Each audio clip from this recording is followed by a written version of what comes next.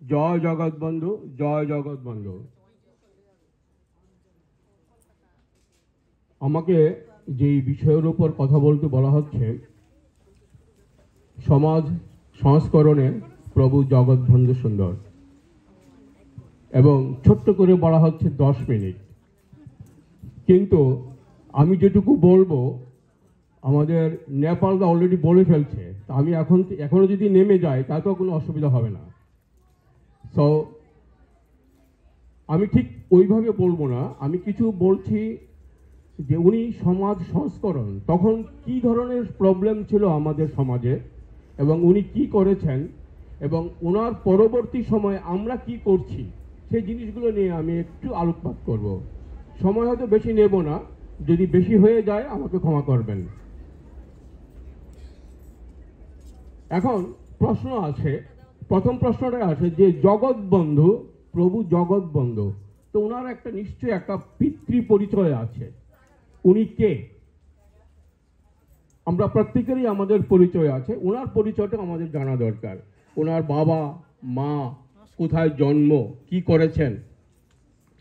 ওনার মা বামা দেবী, ওনার পিতা ছিলেন দীননাথ চক্রবর্তী।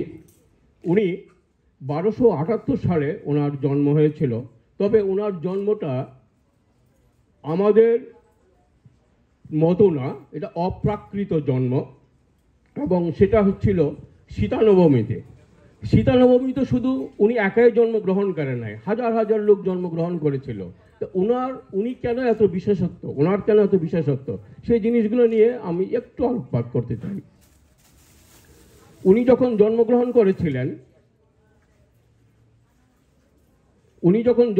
করেছিলেন তখন সমাজের যে অবস্থা ছিল, তখন জাতপাতের একটা বিরাট প্রবলেম ছিল। এবং আপনারা জানেন, যারা নিম্ন জাতি হিসাবে আমরা যাদেরকে, বা নিম্ন বর্ণের লোক হিসাবে যাদেরকে আমরা মনে করতাম, তাদের ছায়া পাড়া দিলেও অনেকে স্নান করে আসতো, এবং ওরা যদি যে উঠানে বসতো, সেই উঠানে বসার পরে গৃহবধূরা গোবরের জল ছিটিয়ে দিত। তো এই ধরনের যে লোকগুলা যারা ছিল, তাদেরকে উনি কিভাবে উদ্ধার করেছেন সেই জিনিসগুলো সম্বন্ধে আমি একটু আলোকপাত করব। এখন আমরা অনেকেই বলি উনি ভগবান, উনি প্রভু। তাহলে আমাদের একটা ছোট্ট প্রশ্ন আসে, উনি কি ব্রহ্ম, নাকি ঈশ্বর, নাকি ভগবান, নাকি অবতার? তা আমরা অনেকেই বলবো সবই তো এক। যদি সব এক হয়ে থাকে, তাহলে বিভিন্ন নামগুলা কেন আসছে? ব্রহ্ম কেন আসলো, ঈশ্বর কেন আসলো, ভগবান কেন আসলো, দেব দেবীর কথা কেন আসলো, অবতার কেন আসলো? এগুলোর ছোট্ট একটা ব্যাখ্যা হচ্ছে,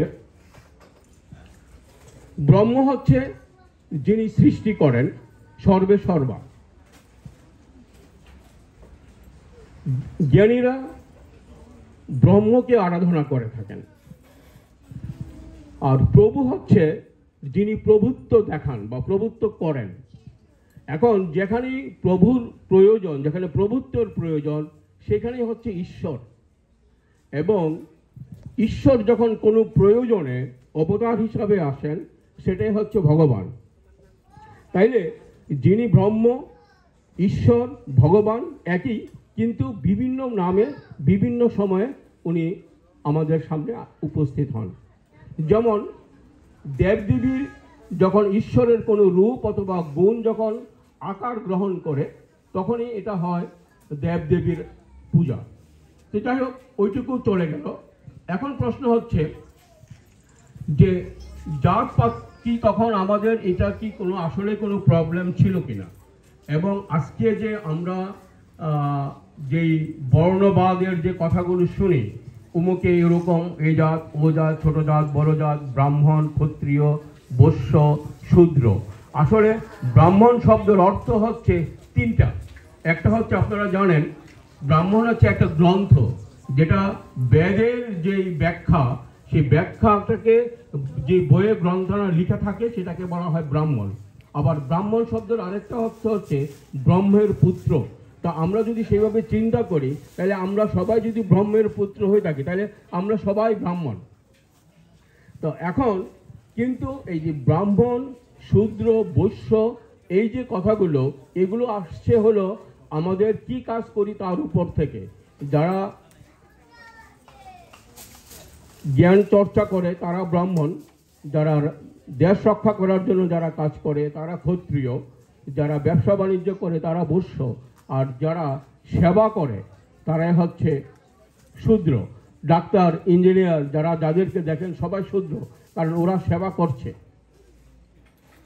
কিন্তু আমরা যদি এখন আমরা দেখছি যে জন্মসূত্রে আমরা সেই জিনিসটাকে নিয়ে যাচ্ছি। একজন শিক্ষকের ছেলে যদি ডাক্তার হয় তাইলেও আমরা ওনাকে ওই শূদ্র হিসাবে আমরা চিন্তা করে রাখি। তো যাই হোক, এগুলো আমাদের চিন্তার বিষয়। এবং এই যে সময়, ওই সময়ে এই জিনিসগুলো বিরাট আকারে একটা প্রবলেম ছিল তখন সমাজের মধ্যে। ছোট্ট একটা ঘটনা হচ্ছে এরকম, এক ভট্টাচার্যের বাসায় দুর্গাপূজা হবে। তো দুর্গাপূজার বেলপাতা পাওয়া যাচ্ছে না। তো ভট্টাচার্য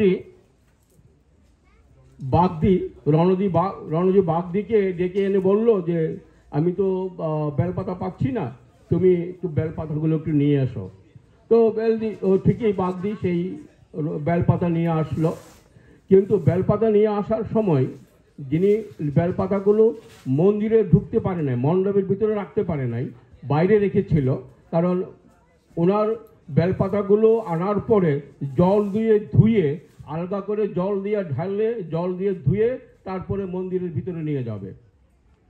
তো যাই হোক, ঠিক ওই সময়ে রান্নাঘর থেকে প্রসাদ রান্না করে নিয়ে আসছে।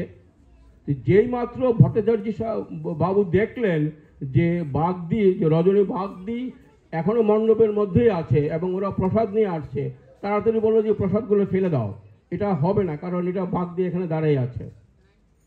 এখন প্রশ্ন হচ্ছে, যে বাগদির বেলপাতা দিয়ে পূজা হচ্ছে সে বাগদি তখন বলছে যে প্রভু, বাবু, এই যে কুকুরটা এখানে বসে আছে তাতে কোনো অসুবিধা হচ্ছে না, তাই না?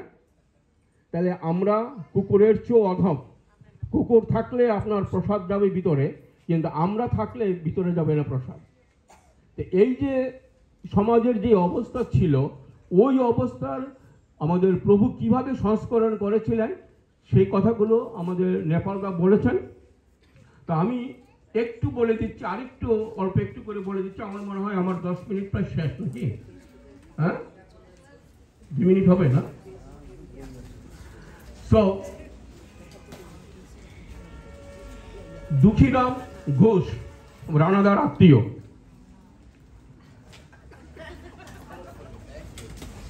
না, আমি ভাবলাম যে রানা ঘুমাচ্ছে কিনা, বুঝলাম কিনা, যখন থ্যাংক ইউ বলছে তার মনে হচ্ছে তিনি সজাগ শুনতেছে কথাগুলো।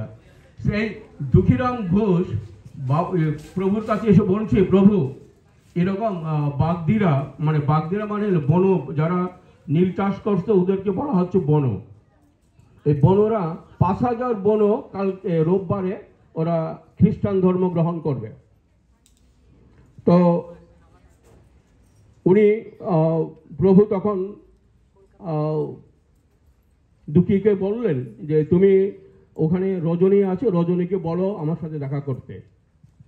তো যখন রজনীর কাছে গিয়ে বললো যে প্রভু আপনাকে দেখা করতে বলছে, তো রজনী বলতেছে আমি তো প্রভুকে ডাকি নাই, প্রভু আমাকে ডাকছে। এটা আবেগের সুরে কথা বলছে। তো উনি চলে আসছে। বাগদি রজনী যখন আসছে তখন রজনীকে বুকে জড়ায় ধরে বলল যে তোরা নাকি খ্রিস্টান হচ্ছিস।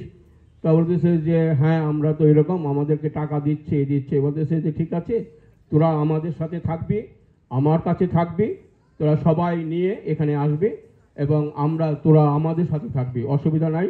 পরে যখন রোববারে যখন পাদ্রীরা গেল, যাওয়ার পর যখন বললো যে কি তোমরা আসো, তোমাদের খ্রিস্টান হচ্ছ, বলতেছে সবাই একসাথে বললো যে না, আমরা খ্রিস্টান হব না, কারণ আমরা আমাদের হিন্দু ধর্মে থাকবো এবং আমরা আমাদের প্রভুর সাথে থাকবো, প্রভু আমাদেরকে বলেছে। তো এই যে এরকম আরো অনেক ঘটনা আছে, যে ঘটনাগুলো আপনারা অনেকেই জানেন, তবে প্রশ্ন হচ্ছে একই কথা বারবার শুনলে ভালো লাগে কিনা।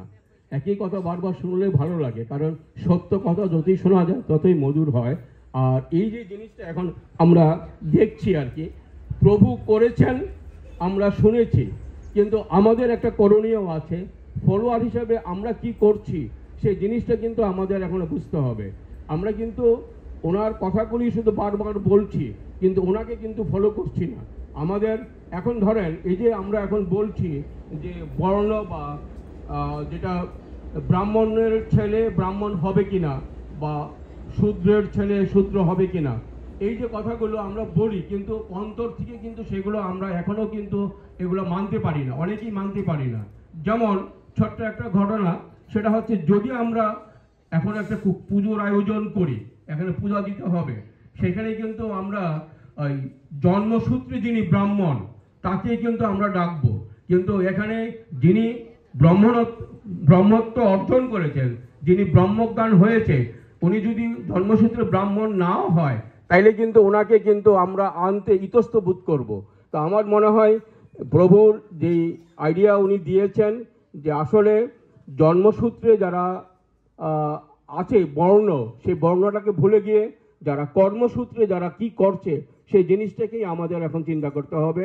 আমি একই জন্মে হয়তো আমি কৃষক ছিলাম, এখন আমি শূদ্র হয়েছি, আমি ওইভাবে আমাদেরকে চিন্তা করতে হবে।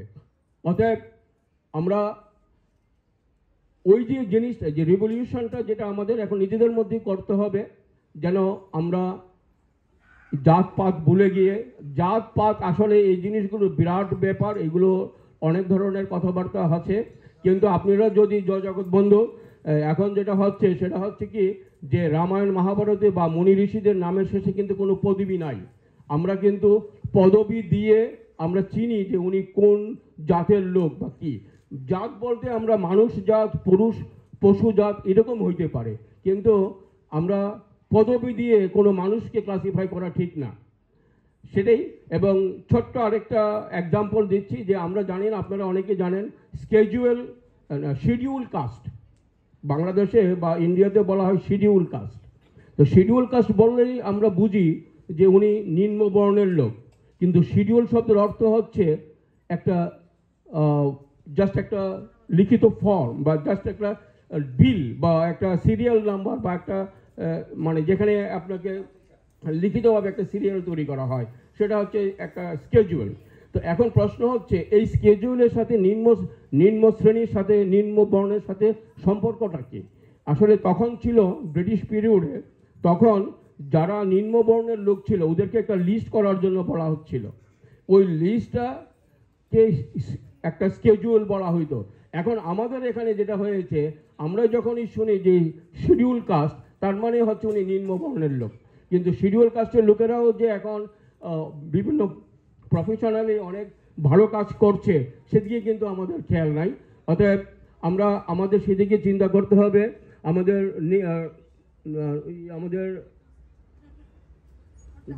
জয় জগৎ বন্ধু, আমাদের নেপালদার হাত বেরিয়ে আসছে, এই হাত যে আমাদের যেই জন্ম বা আমাদের বর্ণবাদের বিরুদ্ধে না, মাইক নেওয়ার জন্যে। অতএব নিদায়দার হাতে আমি, নেপালদার হাতে আমি মাইক্রোফোন অর্পণ করলাম। জগৎ বন্ধু রঞ্জিত দা, দুঃখিত আমি এত সুন্দর বক্তৃতা দেওয়ার জন্য, প্রভুর সম্পর্কে, সমাজ সংস্কার সম্পর্কে।